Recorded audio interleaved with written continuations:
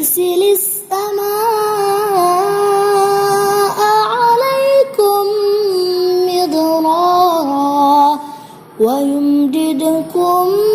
بأموال وبنين ويجعل لكم جنات ويجعل لكم أنهارا ما لكم لا ترجون لله وقارا وقد خلق